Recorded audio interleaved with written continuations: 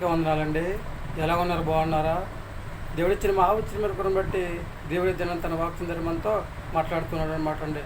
మొదటగా ఆదికాండ గ్రంథంలో మనం చూసుకున్నట్లయితే చక్కగా ఆదాము గారును అవ్వగారిని దేవుడు ఆశీర్వదించి ఫలించి అభివృద్ధి పొందమన్నట్లుగా మనము చూస్తూ ఉన్నాం అనమాట అండి. అలాగే అబ్రహాం గారిని దేవుడు ఆశీర్వదించి విశ్వాసులకు తండ్రిగా చేసినట్లుగా మనము చూస్తూ ఉన్నాం అనమాట అండి. ఇస్సాక్ గారిని చక్కగా నూరంతలుగా ఆశీర్వదించి నూరంతలుగా ఫలించి చక్కగా పంట కోసినట్లుగా మనము చూస్తూ ఉన్నాం అనమాట. అంటే నూరంతలుగా అభివృద్ధి చేసినట్లుగా మనము చూస్తూ ఉన్నాం అనమాట అండి. అలాగే మోషే గారిని దేవుడు చక్కగా ఆశీర్వదించాడు అనమాట అండి. నా ఇల్లంతటిలో నమ్మకమైన వాడిగా దేవుడు ఇన్ని ఆశీర్వదించినట్లుగా మనము చూస్తూ ఉన్నామండి. అలాగే యాకోబు గారిని ఆశీర్వదించాడు దేవుడు. అలాగే యాషబు గారిని దేవుడు కూడా ఆశీర్వదించాడు, ఫలించడు కొమ్మగా ఆశీర్వదించినట్లుగా మనము చూస్తూ ఉన్నాం అనమాట అండి. దేవుడిచ్చిన మహాఉచ్చిమైన గుణం బట్టి, ఆయన కోపదలను బట్టి, ఆయన నడుదలను బట్టి దేవుడు ఇంకా పరిశుద్ధ గ్రంథంలో ఇంకా చాలామందిని కూడా దేవుడు ఆశీర్వదించి ఎవరిని ఏ విధంగా ఆశీర్వదించాలో, ఎవరిని ఏ విధంగా దీవించాలో, ఎవరిని ఏ విధంగా చక్కగా ఆయన కృప బలపరచాలో దేవుడు ఆ విధంగా ఆశీర్వదించినట్లు మనము చూస్తూ ఉన్నాం అనమాట అండి.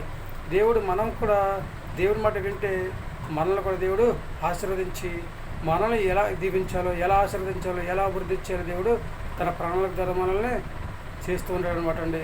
కనుక దేవుడిచ్చిన మహాఉచ్చిన గుణం బట్టి మనందరం కూడా దేవుడి పిల్లలను కనుక దేవునికి అంగీకారంగా జీవించి దేవుని యొక్క ఆశీర్వాదాన్ని సంపాదించుకుని భూమి మీద మంచి ఆరోగ్యం కలిగి హాయిగా జీవించే యోగ్యతను సంపాదించుకునే స్థితిని కలిగి ఉందామండి. అబ్రహామును ఆశీర్వదించిన దేవుడు మిమ్మల్ని ఆశీర్వదిస్తూ ఉంటాడు.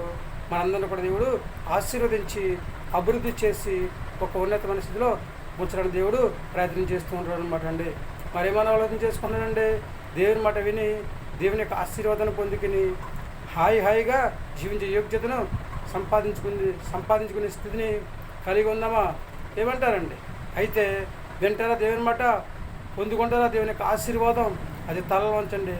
చిన్న ప్రార్థన చేద్దాం. మహాపురుషుని పరలోక తండ్రి, ఈ ఘనమైన పదాలు ఎక్కడైనా స్తుతి స్తోత్రం ప్రభా. ఈ నూతన సంవత్సరంలో తండ్రిస్తుందో అబ్రహాం గారిని ఆశీర్వదించారు తండ్రిస్తుందో, అలాగే తను ఇంకా అనేక మందిని తండ్రిస్తుందో ఆశీర్వదించి తండ్రి ప్రభా. తను ఎవరికి తండ్రిట్ల వాళ్ళని దీవించినట్లు మేము చూస్తూ ఉన్నాను. నేను నీ కొందరు తండ్రిస్తుందో ఈ నూతన సంవత్సరంలో నీ బిడ్డలందరినీ కూడా ఆశీర్వదించండి. ఎవరికి కావాల్సిన సహాయంగా ఇచ్చండి. చిన్నలను, పెద్దలను, యవనస్తులను, వృద్ధులను ప్రభా ప్రతి ఒక్కరిని కూడా దీవించి ఆశీర్వదించండి. గర్భేశ్వరులను, బాలింతలను తండ్రి, సంతానం బిడ్డలు తండ్రి ప్రభావ, అనారోగ్యంతో బాధపడుతున్న వారిని తండ్రి, వివాహం కోసం ఎదురు చూస్తున్న వారిని తండ్రి, ఉద్యోగం చేస్తున్నవారిని, వ్యాపారం చేస్తున్నవారిని, ఉద్యోగం కోసం ఎదురు చూస్తున్నవారిని, కూలి పని చేసుకుంటున్న వారిని, వాహనాలు నడుచున్న వారిని తండ్రిస్తుంది. ఇలా వన్ బై వన్ ప్రతి ఒక్కరిని కూడా దీవించి ఆశీర్వదించి ఎవరికి కావాల్సిన వరకు దయచేసి అందరూ నీ మాట ప్రకారం నడుచుకుని ఈ నూతన సంవత్సరం తండ్రి రావాల్సిన నీకు ఆశీర్వాదం ప్రతి బిడ్డ పొందుకుని తండ్రి ప్రభావ ఈ నూతన సంవత్సరం అంతా తండ్రి ప్రభావ క్షేమకరమైన జీవితం దయచేసి ప్రతి బిడ్డ ప్రభావ నీ మాట విని హాయిగా జీవించే యోగ్యతను దయచేయండి. మా ప్రార్థన ఆలకించండి. మా ప్రార్థన బలం దయచేయండి. మా కరకతరవరండి యేసుక్రీస్తు వ్యాసమైన అడిగి వేడుకుంటున్నాం తండ్రి. ఆమేన్. అందరికీ వందనాలండి. దేవుని ఆశీర్వాదాలు మీకు తోడుకున్నాను గాక. దేవుడు మనం దీవించి ఆశీర్వదించిన గాక. ఈ నూతన సంవత్సరంలో దేవుడు మనందరికీ మంచి ఆరోగ్యం దయచేసి హాయిగా జీవించే యోగ్య దేవుడు మనందరికీ దయచేయను గాక. ఆమేన్. మనందరం కూడా దేవుని మాట విందాం. ఆయన మాట ప్రకారం నడుచుకుని దేవుని యొక్క ఆశీర్వాదాన్ని పొందుకుందామండి. ఏమంటారు? మీ ఆలోచన మీదేనండి. అందరూ బాగుండాలి. అందులో మీరు, నేను, మనందరం ఉండాలి. ఈ నూతన సంవత్సరంలో అందరి కోసం ప్రార్థించేద్దాం. ఎందుకంటే అందరూ బాగుంటే మనం కూడా బాగుంటాం. అందరి కోసం ప్రార్థన చేసినప్పుడు దేవుడు మన ప్రార్థన ఆలకించి ఈ నూతన సంవత్సరం అంతా దేవుడు మనల్ని మంచి ఆరోగ్యం చేసేసి హాయిగా జీవించే యోగ్యతను సంపాదించుకునే స్థితిని దేవుడు మనకి కలగజేస్తూ ఉంటాడండి. విందామా దేవుని మాట, పొందుకుంటామా దేవుని యొక్క ఆశీర్వాదం, చేద్దామండి. అందరి కోసం ప్రార్థన. ఏమంటారండి?